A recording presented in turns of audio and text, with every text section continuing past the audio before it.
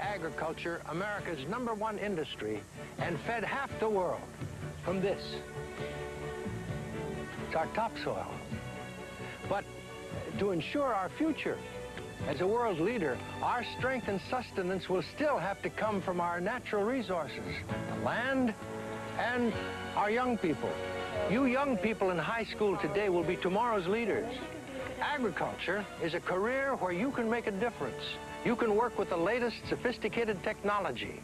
The opportunities are unlimited because today's agriculture is marketing, sales, research, it's biogenetics, chemistry, engineering, and a whole lot more.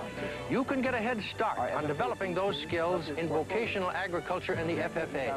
The future is in your hands. Contact your high school today to get started in vocational agriculture and the FFA. When it comes to keeping an eye on your weather, there's one person you can trust. Meteorologist Dave Barnes on Channel 4's Eyewitness News. Dave has more experience reporting Gulf Coast weather than anyone else on New Orleans television. And that's important because rain or shine, you need a forecast you can plan by. For weather you depend on, from a meteorologist you trust, watch Dave Barnes on Channel 4's Eyewitness News. The following program has been pre-recorded. John Snell, Judy Storch, Chris Myers, and Miles Musio with Channel 4's Eyewitness News Nightwatch. Good evening. As Governor Edwards wrestles with his legal problems, some lawmakers say it is taking its toll. Edwards is in Washington tonight for the National Conference of Governors. His attorney will talk with federal prosecutors tomorrow about the investigation into the governor's handling of hospital construction permits. Meanwhile, those in state government are on edge, awaiting the outcome. Do you have anything to hide? If charges are to come out of the latest probe into Governor Edwards, odds are it will be this week.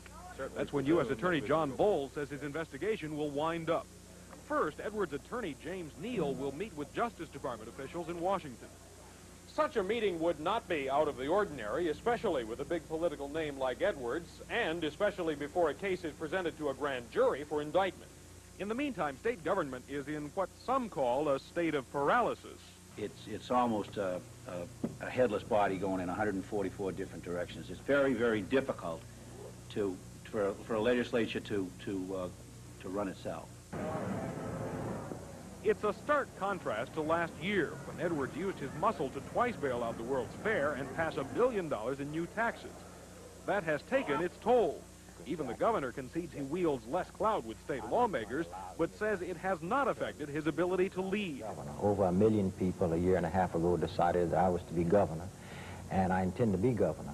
Edwards' rivals say a court battle would take its toll over a long period of time. If he is, we're talking about, what, 9, 12, 15 to 18 months if it goes the whole court. No, I don't buy it. We're in a paralysis. But House Speaker John Alario says things aren't as gloomy as some would lead us to believe. There is one, I think, like any other crisis we find in Louisiana, I think the best in people are going to come out.